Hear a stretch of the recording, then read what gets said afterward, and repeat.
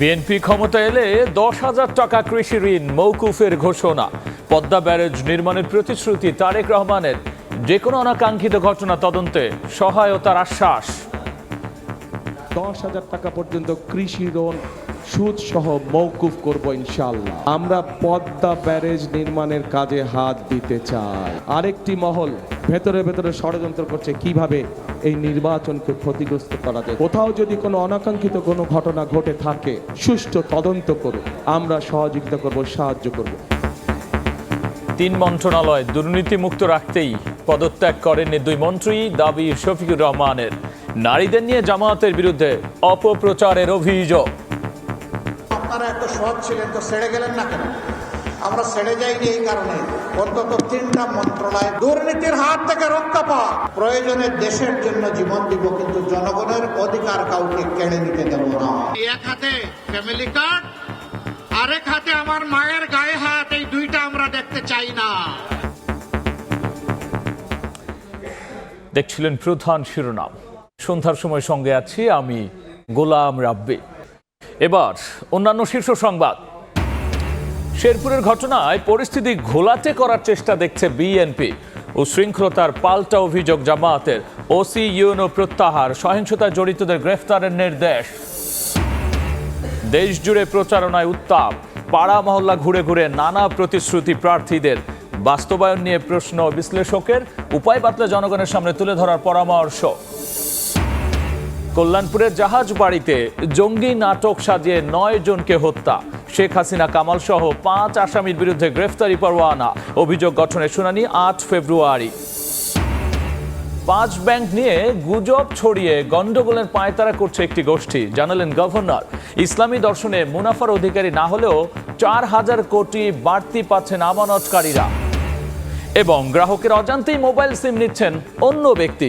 আঙুলের ছাপ জালিয়াতি করে চলে অপকর্ম। কারসাজি বন্ধে ফেস রিকগনিশন পদ্ধতি চালুর উদ্যোগ।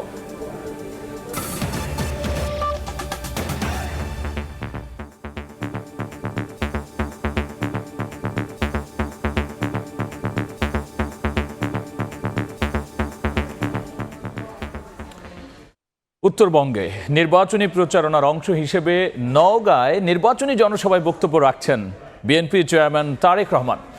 আমরা সরাসরি যুক্ত হচ্ছি সেখানে। জয়পুরহাট জেলা, 2 জেলায় কোথায় কি করতে হবে। আমি বসে বসে চিন্তা করছিলাম, আমি তো এই দেশে 17 বছর থাকতে পারিনি, তাহলে এই দেশে আমার দেখা সম্ভব হয়নি, কিন্তু আপনারা তো ছিলেন। তাহলে গত 17 বছর হলোটা কি দেশে? এত যদি জাবি দেওয়া হয়ে থাকে তো হলোটা কি এলাকার? কিচ্ছু হয় নাই। কেন কিছু হয় নাই? হ্যাঁ, কেন কিছু হয়নি? কারণ এই যে আপনারা যে 12 তারিখে ভোট দিবেন, ভোট দিয়ে আপনারা আপনাদের প্রতিনিধিকে নির্বাচিত করবেন। যেই প্রতিনিধির মাধ্যমে আপনারা আপনাদের এলাকার সমস্যাগুলো সমাধান করবেন। সেটি যেই সমস্যাই হোক না, সেটি রাস্তা হোক, স্কুল হোক, ব্রিজ হোক, কালভার্ট হোক, হাসপাতাল হোক, সেটি রেল লাইন নির্মাণ হোক, সেটি যে সবজি বলেন, আম বলেন, এগুলো রাখার জন্য হিমাগারের ব্যবস্থা করা হোক। অর্থাৎ যারা এলাকার মানুষের দলমত নির্বিশেষে সব মানুষের বিভিন্ন সমস্যাগুলো দেখবে। তাই তো এরকম মানুষই তো আপনারা চান, তাই না? যারা এলাকা দেখভাল করবে। সেই জন্যই আমরা দেখে শুনে বুঝে আমরা জয়পুরহাট থেকে 2 জন এবং নওগাঁ থেকে আমাদের দলের 6 জনকে আমরা নির্বাচিত করেছি, যাদেরকে এবার আমরা ধানের শীষের তুলে দিয়েছি। আসেন তো ভাই, আপনারা একটু সামনে আসেন তো। 6 জনে 8 জন, সরি 2 জনের 8 জন, শুধু প্রার্থীরা, অনলি প্রার্থীরা। দাঁড়ান, আমার পাশে দাঁড়ান। রানা আসতে ভাই, ধাক্কা মেরে, তুমি ধাক্কা মেরে পড়ে যাবো। দাঁড়ান, যে কোনো দাঁড়ায় যান। এই যে হ্যাঁ, তুলেন, ধানের শীষ তুলেন। এই 8 ব্যক্তিকে আপনাদের সামনে আমরা দিয়েছি। এই 8 ব্যক্তিকে আপনারা 12 তারিখে নির্বাচন করবেন। 12 তারিখ পর্যন্ত আপনারা এদের সাথে থাকবেন। 12 তারিখে নির্বাচিত হলে ইনশাল্লাহ 13 তারিখ থেকে এরা আপনাদের সাথে থাকবে। ঠিক আছে তো? চিনেন সবাইকে? এদের দায়িত্ব দিয়ে দিয়েছি। নির্বাচিত হবে, নির্বাচিত হওয়ার পরের দিন থেকে এলাকার উন্নয়নের জন্য তারা কাজ শুরু করবে। কাজেই আমরা কি এই 8 জনকে নির্বাচিত করবো ইনশাল্লাহ 12 তারিখে? ইনশাল্লাহ। বসেন সবাই, ধন্যবাদ, বসেন। প্রিয় ভাই বোনেরা, এই যে নওগাঁ জেলা বা জয়পুরহাট জেলা, এই দুটো জেলায় কিন্তু বিশেষ করে নওগাঁ জেলা আমরা জানি বাংলাদেশের ধানের ভান্ডার। বাংলাদেশের সবচাইতে বেশি ধান এই নওগাঁ জেলা হয়। কিন্তু এই যে ধান হয়, বছরে প্রায় 3টি ধান হয়, তাই না? 3টি ফসল হয়।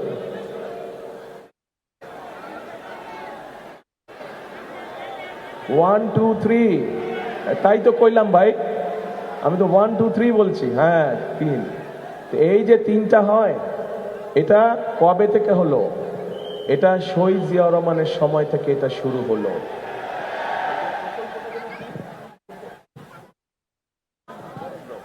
বরেন্দ্র প্রকল্প শহীদ জিয়া যখন চালু করলেন, আস্তে আস্তে ধীরে ধীরে পরবর্তীতে খালেদা জিয়া এটিকে আরো প্রকল্প বড় করলেন। এইটার অংশ হিসাবে আস্তে আস্তে কৃষকরা পানি পেল এবং এখানে ধান উৎপাদন হলো, বছরে 3টা ধান উৎপাদন, এবং নওগাঁ বাংলাদেশের সবচেয়ে বড় ধান ভান্ডারে পরিণত হলো। প্রিয় ভাই বোনেরা, আমি সবসময় একটা কথা বলি, শুধু নওগাঁ জেলা না, নওগাঁ জেলা বলেন, জয়পুরহাট জেলা বলেন, বগুড়া জেলা বলেন, নাটোর বলেন, রাজশাহী বলেন, ময়মনসিংহ বলেন, কুমিল্লা বলেন, সব জেলাতেই কিন্তু আমাদের মূল পেশা, প্রধান পেশা কোন পেশা? কৃষক।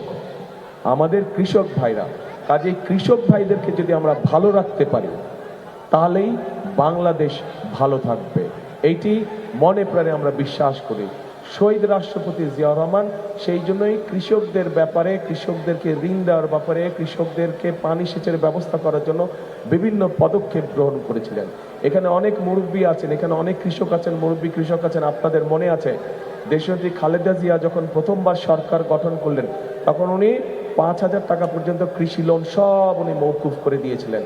10,000 টাকা পর্যন্ত কৃষি ঋণের সুদ মওকুফ করে দিয়েছিলেন। এখানে একজন আমাদের সদস্য, একজন প্রার্থী, উনি দাবি করে দিয়েছেন যে, একটি দাবি তুলেছেন যে আগামীতে ইনশাল্লাহ আমরা সরকার গঠন করলে 10,000 টাকা পর্যন্ত কৃষি ঋণ মওকুফ করে, বলছে না?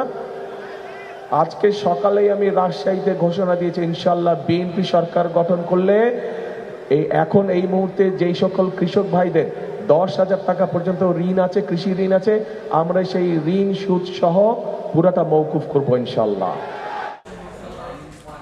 নওগাঁয় নির্বাচনী জনসভায় বক্তব্য রাখছিলেন বিএনপি চেয়ারম্যান তারেক রহমান, এবং আমরা তার বক্তব্যে সরাসরি এতক্ষণ সংযুক্ত ছিলাম। আর তার বক্তব্যের বাকি অংশ দেখতে ভিজিট করুন সময় টিভির ফেসবুক পেজে।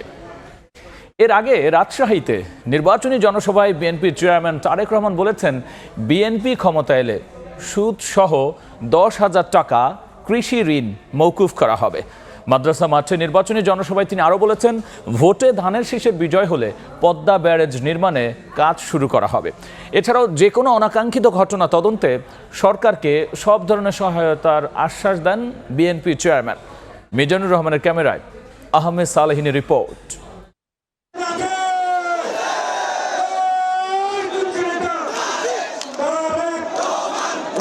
পদ্মা পারে লাখো মানুষের জনস্রোত, নদীর ঢেউ যেন আছড়ে পড়েছে রাজশাহীর ঐতিহাসিক মাদ্রাসা মাঠে। ব্যানার, প্লাকার্ড, জাতীয় ও দলীয় পতাকার সঙ্গে সবার হাতে হাতে নির্বাচনী প্রতীক ধানের শীষ।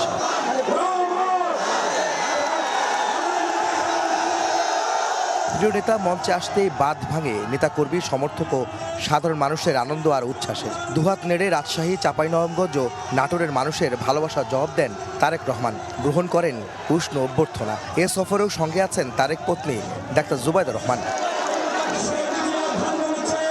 বিএনপি চেয়ারম্যান তার বক্তব্যে আবারও মানুষের অধিকার, কর্মসংস্থান সৃষ্টি, কৃষি, স্বাস্থ্যসহ নারীদের স্বাবলম্বী করে গড়ে তোলার পাশাপাশি তরুণদের জন্য আইটি সেক্টর ও কারিগরি শিক্ষায় দক্ষ করে গড়ে তুলতে তার পরিকল্পনার কথা জানান। এই যে বরেন্দ্র প্রকল্প, যেটা বিগত 16 বছর আমরা দেখেছি যে এটাতে কোনো কাজ নেই, আমরা এই বরেন্দ্র প্রকল্পকে চালু করতে চাই সঠিকভাবে। আবার অনেক যুবক আছে আইটিতে পারদর্শী, কিন্তু তাদের কর্মসংস্থানের উপায় নাই।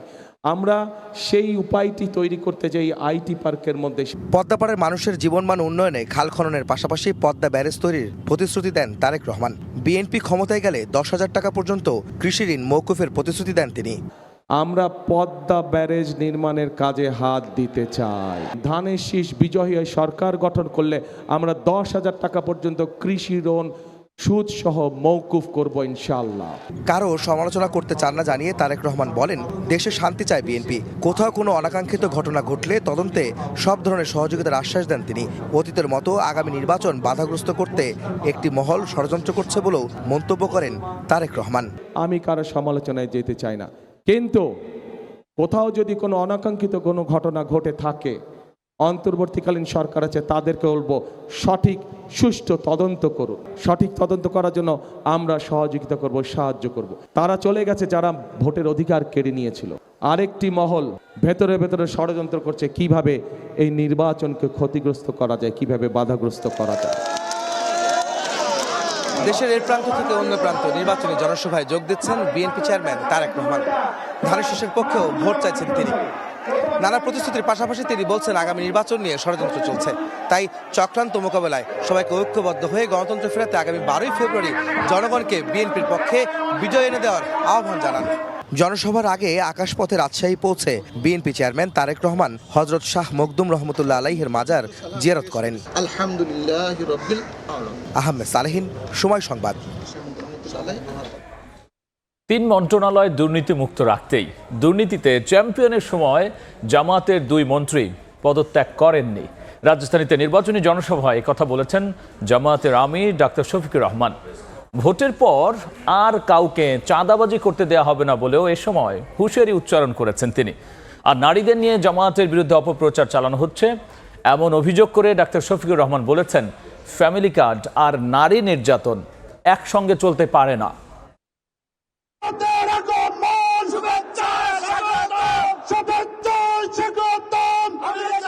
ত্রয়োদশ জাতীয় সংসদ নির্বাচনে ঢাকা 12 আসনে 11 দলীয় জোটের দাঁড়িপাল্লার প্রার্থী সাইফুল আলম খান বৃহস্পতিবার সকালে কারওয়ান বাজারে তার নির্বাচনী জনসভায় যোগ দেন জামায়াতে ইসলামীর আমির ডাক্তার শফিকুর রহমান। সভায় বক্তব্যে তিনি বলেন, দেশে আর কাউকে চাঁদাবাজি করতে দেওয়া হবে না। দুর্নীতিতে চ্যাম্পিয়নের সময় জামায়াতের 2 মন্ত্রী কেন পদত্যাগ করেনি, বিএনপি চেয়ারম্যান তারেক রহমানের এমন প্রশ্নেরও জবাব দেন ডাক্তার শফিকুর রহমান। 2-1 নেতা এখন বলছেন, ঠিক আছে আমরা এত অসৎ ছিলাম, আপনারা এত সৎ ছিলেন, তো ছেড়ে গেলেন না কেন? আমরা ছেড়ে যাইনি এই কারণে অন্তত 3টা মন্ত্রণালয় বেঁচে যাক, দুর্নীতির হাত থেকে রক্ষা পাক, কিছু একটা ঠিকানা মানুষ পেয়ে যাক এবং বাংলাদেশের মানুষের মনে আস্থা তৈরি হোক। শেরপুরে নির্বাচনী সংঘাতে জামায়াত নেতার মৃত্যুর ঘটনায় তিনি বলেন, দেশের জন্য জীবন দিলেও জনগণের অধিকার হরণ হতে দেবে না জামায়াত। যারা আজকে আমাদের সহকর্মীদের গায়ে হাত দিচ্ছেন তাদের প্রতি অনুরোধ, ভাই এখন তো ভরা মাঘ মাস, শীত একটু কম হলেও এখনো যদি মাথা গরম হয়ে যায়, চৈত্র মাসে কি করবেন? আমরা পরিষ্কার ঘোষণা করতে চাই, প্রয়োজনে দেশের জন্য জীবন দিব, কিন্তু জনগণের অধিকার কাউকে কেড়ে নিতে দেব না। এদিন বিকেলে ঢাকা 14 ও 16 দুটি আসনের নির্বাচনী সমাবেশেও বক্তব্য দেন জামায়াত আমির। সেখানে দলটির নারী সদস্যরাও অংশ নেন। বলেন, ফ্যামিলি কার্ড ও নারী নির্যাতন একসঙ্গে চলতে পারে না। জামায়াত ক্ষমতা এলে ঘরে বাইরে কর্মস্থলে নারীদের নিরাপত্তা নিশ্চিত করারও প্রতিশ্রুতি দেন আমির। আপনি এক হাতে ফ্যামিলি কার্ড, আরেক হাতে আমার মায়ের গায়ে হাত, এই 2টা আমরা দেখতে চাই না। মারা মিছিল করে আপনাদের কারো কাছে ফ্যামিলি কার্ড চায় না। এই মারা ইজ্জতের সাথে বাঁচতে চায়, রাখেন আপনার ফ্যামিলি কার্ড। আমার মায়ের ইজ্জতের বিনিময়ে কখনোই ফ্যামিলি কার্ড হতে পারে না। কর্মস্থলে নারীদের 8 ঘন্টা কাজ করার নিয়মকে জুলুম বলেও আখ্যা দেন ডাক্তার শফিকুর রহমান। ন্যায্য দাবি নিয়ে তারা আন্দোলন। আব্দুল্লাহ শাফি, সময় সংবাদ, ঢাকা। শেরপুরের নির্বাচনী সহিংসতায় জামায়াত নেতা নিহতের ঘটনায় উদ্দেশ্যমূলকভাবে পরিস্থিতি ঘোলাটে করার চেষ্টা দেখছে বিএনপি। অন্যদিকে বিএনপি কর্মীদের বিরুদ্ধে উশৃঙ্খলতার পাল্টা অভিযোগ তুলেছে জামায়াত। এই ঘটনায় ঝিনাইগাতীর ওসি ও রিটার্নিং কর্মকর্তাকে প্রত্যাহার করেছে নির্বাচন কমিশন। সহিংসতায় জড়িতদের দ্রুত শনাক্ত করে গ্রেফতারের নির্দেশ দিয়েছে প্রধান উপদেষ্টার প্রেস উইং। বুধবার শেরপুরের ঝিনাইগাতীতে নির্বাচনী অনুষ্ঠানে বসার আসন নিয়ে বাকবিতণ্ডার জেরে সংঘর্ষে জড়ান স্থানীয় বিএনপি এবং জামায়াত নেতা কর্মীরা। এতে নিহত হন জামায়াত ইসলামীর শ্রীবর্দী উপজেলা সেক্রেটারি রেজাউল করিম। বৃহস্পতিবার সকালে মগবাজারের কেন্দ্রীয় কার্যালয়ে সংবাদ সম্মেলন করেন জামায়াতের সহকারী সেক্রেটারি এহসানুল মাহবুব জোবায়ের। অভিযোগ করেন, শেরপুর 3 আসনে জামায়াত প্রার্থী নুরুজ্জামান বাদলকে হত্যার উদ্দেশ্যেই এ ঘটনা ঘটানো হয়। বিএনপির যিনি প্রার্থী তার নেতৃত্বে তিনি উস্কানি দিয়েছেন এবং তার কারণে এই ঘটনাটা ঘটেছে আমরা মনে করি। সন্ত্রাসীরা সেখানে আগে থেকেই ছিল, তাদের উদ্দেশ্য ছিল যে নুরুজ্জামান বাদল যিনি জামাত ইসলামের প্রার্থী শেরপুর 3-এর, মূলত তাকে হত্যা করা, অন্যদেরকে মারাত্মকভাবে আহত করা, এই হীন উদ্দেশ্যে তারা এই কাজটি করেছেন গিয়ে। এদিকে গুলশানে নির্বাচন পরিচালনা কার্যালয়ে সমসাময়িক বিষয় নিয়ে সংবাদ সম্মেলন করেন নির্বাচন পরিচালনা কমিটির মুখপাত্র মাহদি আমিন। এক প্রশ্নের জবাবে তিনি বলেন, বিএনপি ও প্রশাসনের বারবার অনুরোধের পরও জামায়াত নেতাদের অসহযোগিতায় শেরপুরের সংঘাতের সূত্রপাত ঘটে। আইন শৃঙ্খলা বাহিনী, সেনাবাহিনী, এমনকি বিএনপির যারা সিনিয়র নেতৃবৃন্দ রয়েছেন, ওনারা হাত জোর করে অনুরোধ করছিলেন যে সংঘর্ষ এড়ানোর জন্য যেন তিনি বিকল্প রাস্তা দিয়ে যান। তারপরও সেই প্রার্থী ঠিক ওই রাস্তা দিয়ে যাওয়ার সিদ্ধান্ত নিয়েছেন এবং তিনি বারবার বলছিলেন জীবন যায় যাক। এই সংঘাতকে এড়ানো যেত না, সুষ্ঠু তদন্ত হওয়া উচিত এবং স্বাভাবিকভাবে আইন শৃঙ্খলা বাহিনী, প্রশাসন যারা রয়েছেন ওনারা জোরালো ভূমিকা রাখবেন। এ ঘটনায় ঝিনাইগাতী থানার ওসি ও রিটার্নিং কর্মকর্তাকে প্রত্যাহার করা হচ্ছে বলেও জানিয়েছেন ইসির সিনিয়র সচিব। প্রশাসনিক সিদ্ধান্ত হিসেবে এই মুহূর্তে ইওনো এবং ওসিকে প্রত্যাহার করার সিদ্ধান্ত নেওয়া হয়েছে। আমরা রিটার্নিং অফিসার এবং অ্যাডজুডিকেশন কমিটির কাছ থেকে রিপোর্ট চেয়েছি। লেট দ্য রিপোর্টস কাম, তারপরে আমরা এই ব্যাপারে আপনাদেরকে ফার্দার আপডেট দিব। এদিন রাজধানী ফরেন সার্ভিস একাডেমিতে প্রধান উপদেষ্টার প্রেস উইংয়ের সংবাদ সম্মেলনে জানানো হয়, ঘটনার ফুটেজ বিশ্লেষণ করে আসামিদের দ্রুত শনাক্ত করে গ্রেফতারের নির্দেশ দেওয়া হয়েছে পুলিশকে। পুলিশ প্রশাসনকে যে নির্দেশ দেওয়া হয়েছে যে তাৎক্ষণিকভাবে ব্যবস্থা গ্রহণ করার জন্য ঘটনা তদন্ত করে যারা এই ঘটনায় দায়ী তাদেরকে চিহ্নিত করে যত দ্রুত সম্ভব তাদেরকে গ্রেফতার করা যায় সে বিষয়ে তাৎক্ষণিকভাবে পুলিশকে নির্দেশ দেওয়া হয়েছে। নির্বাচনের তফসিল ঘোষণার পর এখন পর্যন্ত 4 জন মারা গেছেন উল্লেখ করে প্রেস সচিব বলেন, আগের নির্বাচনগুলোতে এর চেয়ে বেশি সহিংসতা হয়েছে। সেখানে নতুন নতুন বসতি কাটছেন। হাসান ওয়ালি, সময় সংবাদ, ঢাকা। দেশ জুড়ে প্রচারণার উত্তাপ। ধানের শীষের প্রার্থীদের অভিযোগ, নির্বাচনকে প্রশ্নবিদ্ধ করতে উত্তেজনা সৃষ্টি করছে জামাত। 12 ফেব্রুয়ারি সন্ত্রাস আর স্বৈরাচারী আচরণের বিরুদ্ধে জনগণ রায় দেবে বলে প্রত্যাশা দাঁড়িপাল্লার প্রার্থীদের।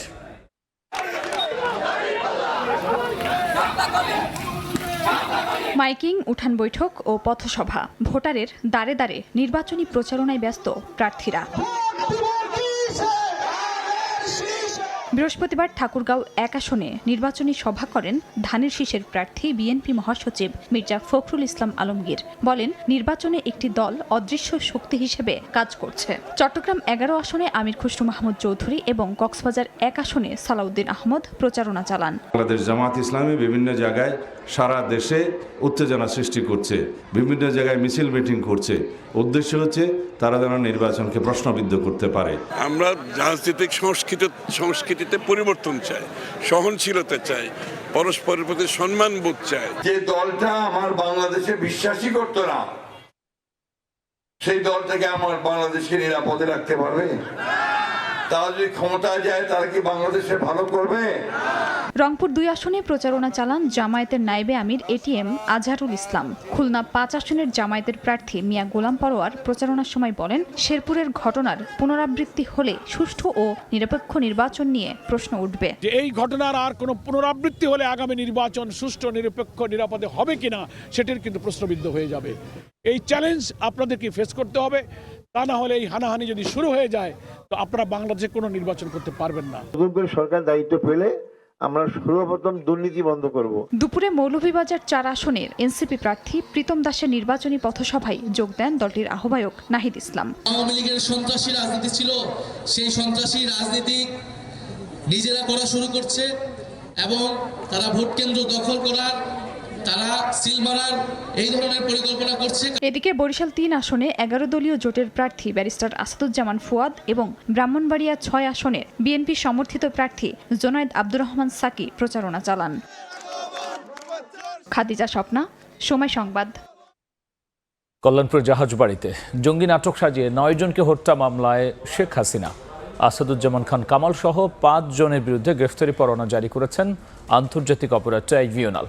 বৃহস্পতিবার সকালে 8 জনের বিরুদ্ধে আনুষ্ঠানিক অভিযোগ দাখিল করে প্রসিকিউশন। 2016 সালে কল্যাণপুরে জঙ্গি নাটক সাজিয়ে 9 জনকে হত্যায় শেখ হাসিনা, সাবেক স্বরাষ্ট্রমন্ত্রী আসাদুজ্জামান খান কামাল, সাবেক আইজিপি AK শহীদুল হক, ডিএমপির সাবেক কমিশনার আসাদুজ্জামান মিয়া এবং সাবেক এসবি প্রধান মনিরুল ইসলাম সহ ৮ জনের সম্পৃক্ততার প্রমাণ মিলেছে বলে জানিয়েছে প্রসিকিউশন। সন্ধ্যার সময়ে আরও থাকছে। সাফ নারী ফুটসালের শিরোপা জিতে দেশে ফিরল বাংলাদেশ। সাতখোলা বাসে ট্রফি নিয়ে হাতির ঝিলের পথে মাসুরা সাবিনারা। অ্যাম্ফি থিয়েটারের সংবর্ধনা। ইসলামী দর্শনে 5 ব্যাংকের আমানতকারীরা মুনাফার অধিকারী না হলেও 4,000 কোটি টাকা বাড়তি পাচ্ছেন বলে জানিয়েছেন বাংলাদেশ ব্যাংক গভর্নর। সরকারি কোষাগার থেকে 4% অনুদান দেয়া হচ্ছে বলে জানিয়েছেন তিনি। 5 ব্যাংক নিয়ে গুজব ছড়িয়ে একটি গোষ্ঠী গন্ডগোলের পায়তারা করছে বলে মন্তব্য গভর্নরের।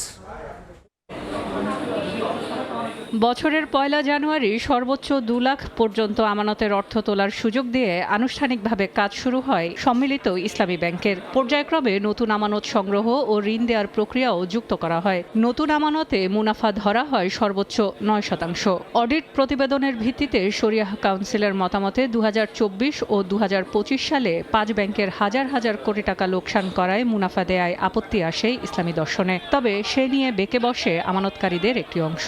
2 লাখ টাকার সীমা তুলে পুরো মুনাফার দাবির প্রেক্ষিতে 20,000 কোটি টাকা মূলধনের বাইরে আমানতের উপর 4% দেওয়ার ঘোষণা দেয় অর্থ মন্ত্রণালয়। এতেও মানতে নারাজ, ফলে ভেস্তে যায় সম্মিলিত ইসলামী ব্যাংকের উদ্বোধনী অনুষ্ঠান। বৃহস্পতিবার সংবাদ সম্মেলনে গভর্নর জানান, আমানতকারীদের সর্বোচ্চ কল্যাণমুখী সিদ্ধান্ত থেকে পিছিয়ে যায়নি কেন্দ্রীয় ব্যাংক বা সরকার। কৃতজ্ঞতাবোধ থাকা উচিত। সরকার তাদেরকে ব্যাপকভাবে, আমি বলবো আমার প্রত্যাশার তুলনায় ব্যাপকভাবে এখানে সহায়তা দিয়েছে। গভর্নর জানান, ব্যাংক বহির্ভূত আর্থিক প্রতিষ্ঠানের ক্ষেত্রে আমানতকারীদের শুধুমাত্র আমানতের অর্থ ফেরত পেলেই সন্তুষ্ট থাকছে। সেখানে 5 ব্যাংকের প্রত্যাশার বেশি সহায়তা করেছে সরকার। সরকার কেন সবকিছু দিতে পারবে? সরকার কি সেই সক্ষমতা আছে?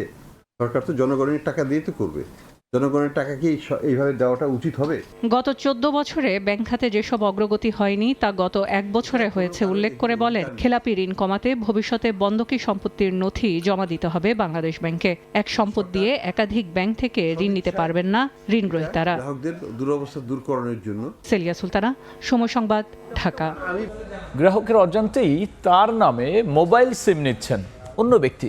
বিটিআরসি বলছে, আঙুলের ছাপ কারসাজি করে চলছে এই অপকর্ম, যা ঠেকাতে সিম নিবন্ধনে ফেস রিকগনিশন পদ্ধতি চালুর উদ্যোগ নিয়েছে নিয়ন্ত্রক সংস্থা। মোবাইল অপারেটররা বলছে, এখনও গ্রাহকের মুখমণ্ডলের তথ্য সুরক্ষিত আছে, তাই সিম নিবন্ধনে কারসাজি বন্ধে কার্যকর ভূমিকা রাখবে এই পদ্ধতি। শুভ খানের রিপোর্ট। রাস্তাঘাট ও গ্রাহক সেবা কেন্দ্র মিলিয়ে প্রতি মাসে প্রায় 50 লাখ মোবাইল সিম বিক্রি করে অপারেটররা। বিটিআরসির পর্যবেক্ষণ, সিম বিক্রির সময় গ্রাহকের আঙুলের ছাপ অবৈধভাবে সংরক্ষণ করছে কিছু অসাধু ব্যবসায়ী, যা দিয়ে অতিরিক্ত সিম নিবন্ধন হচ্ছে। যদিও মোবাইল অপারেটরদের দাবি, আঙুলের ছাপ সংরক্ষণ করে নয়, বরং অবৈধ সিম নিবন্ধনে ব্যবহৃত হচ্ছে ফাঁস হওয়া জনগণের ব্যক্তিগত তথ্য। বলা হয় যে আপনি ফিঙ্গারপ্রিন্ট দিয়েছেন, এটা হয় নাই, আবার দেন। কিন্তু ওই অপারেটর যে প্রত্যেকটা এগেইনস্টে একটা করে সিম রেজিস্ট্রি করছে, তো গ্রাহক জানছেন না। এই অবস্থায় সিম নিবন্ধনে বিকল্প পদ্ধতির উদ্যোগ নিয়েছে বিটিআরসি। আঙুলের ছাপ নির্ভর বায়োমেট্রিকের পাশাপাশি নতুন করে ফেস রিকগনিশন ব্যবস্থা চালু করতে চায় নিয়ন্ত্রক সংস্থা।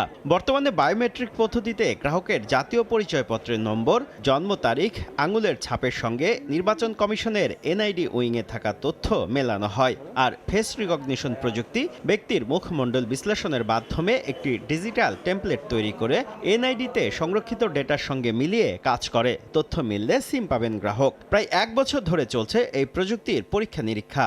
এনআইডি প্রজেক্টের সাথেও আমরা আলোচনা করছি। পরে আমরা যদি দেখি এটাকে আমরা টেকনিক্যালি রিলায়েবল করতে পারি, তাহলে আমরা হয়তো এটাও অ্যালাউ করব। অপারেটররা বলছে, ফেস রিকগনিশন চালু করতে প্রযুক্তিগতভাবে প্রস্তুত আছেন তারা। আমাদের মনে করেন একটা ফোন থাকবে, ফোনে তখন আমরা বলবো যে আপনারা আসেন ফোনের কাছে, তখন আমরাই তার ফেশিয়াল রিকগনিশন করে ডাইরেক্টলি ইলেকশন কমিশনের কাছে যাবে। ইলেকশন কমিশন আমাদেরকে জানিয়ে দেবে যে ঠিক আছে, এইভাবেই তখন আমরা সিমটা দিতে পারবো। বর্তমানে 4 মোবাইল অপারেটরের 18.5 কোটির বেশি সক্রিয় সিম কার্ড রয়েছে। শুভ খান, সময় সংবাদ, ঢাকা। দেখছেন সন্ধ্যার সময়। এবার দেশে বাইরের খবর। মধ্যপ্রাচ্যের জলসীমায় রণসজ্জা চূড়ান্ত করে ইরানকে আলটিমেটাম দিলেন মার্কিন প্রেসিডেন্ট ডোনাল্ড ট্রাম্প। পারমাণবিক ইস্যুতে চুক্তি করার সময় ফুরিয়ে আসছে উল্লেখ করে তিনি বলেছেন, সমঝোতায় না এলে ইরানে আগের চেয়ে ভয়াবহ হামলা করা হবে। তবে মার্কিন হুমকিতে মাথা নত করতে নারাজ ইরান। দেশটির পররাষ্ট্রমন্ত্রী আব্বাস আরাকচি বলেছেন তাদের বাহিনী যুদ্ধের জন্য পুরোপুরি প্রস্তুত। যদিও তিনি জানান কোনো ধরনের হুমকি কিংবা জবরদস্তি ছাড়া বৈঠক ও ন্যায্য চুক্তিতে তেহরানের আপত্তি নেই। দেখছেন সন্ধ্যার সময়। এবার খেলার খবর। সাফ নারী ফুটসালের শিরোপা জিতে দেশে ফিরল বাংলাদেশ দল। থাইল্যান্ডে 7টি দেশ নিয়ে আয়োজিত টুর্নামেন্টে 6 ম্যাচে 16 পয়েন্ট নিয়ে চ্যাম্পিয়ন হয় বাংলাদেশ। এবারই প্রথম অনুষ্ঠিত হয় সাফ নারী ফুটসাল। বাংলাদেশের প্রথম নারী সাফ জয়ের অন্যতম রূপকার সাবিনা মাসুরা কৃষ্ণাদের নৈপুণ্যে যেখানে অংশ নিয়েই বাজিমাত করে লাল সবুজের প্রতিনিধিরা। এই মুহূর্তে ছাদখোলা বাসে ট্রফি নিয়ে হাতিরঝিলের পথে মাসুরা সাবিনারা। চ্যাম্পিয়ন্স লেখা বাসে বেশ হাস্যোজ্জ্বল জয়ী তারা। রূপালী ট্রফি নিয়ে চলছে সেলিব্রেশন। ব্যানারে শোভা পাচ্ছে একটি লাইন, লাল সবুজে লেখা এক বিজয়ের গল্প। এমপি থিয়েটারে সংবর্ধনা দেবে বাফুফে। এ পর্যায়ে শীর্ষ সংবাদ জানিয়ে দিচ্ছি আরও একবার। বিএনপি ক্ষমতা এলে সুদসহ 10,000 টাকা কৃষি ঋণ মওকুফের ঘোষণা। পদ্মা ব্যারেজ নির্মাণের প্রতিশ্রুতি তারেক রহমানের। অনাকাঙ্ক্ষিত ঘটনা তদন্তে সহায়তার আশ্বাস। 3 মন্ত্রণালয় দুর্নীতিমুক্ত রাখতেই পদত্যাগ করেননি 2 মন্ত্রী, দাবি শফিকুর রহমানের। নারীদের নিয়ে জামায়াতের বিরুদ্ধে অপপ্রচারের অভিযোগ। এবং শেরপুরের ঘটনায় পরিস্থিতি ঘোলাটে করার চেষ্টা দেখছে বিএনপি। উশৃঙ্খলতার পাল্টা অভিযোগ জামায়াতের। ওসি ইউএনও প্রত্যাহার, সহিংসতা জড়িতদের গ্রেফতারের নির্দেশ।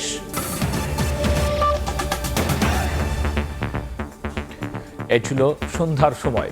এরপর নির্বাচনের সময় নিয়ে যুক্ত হবেন সহকর্মী মনির হুসাইন। ধন্যবাদ রাব্বি আপনাকে। নির্বাচনের সময় নিয়ে আসছে কিছুক্ষণ পর, সঙ্গেই থাকুন সময়ের।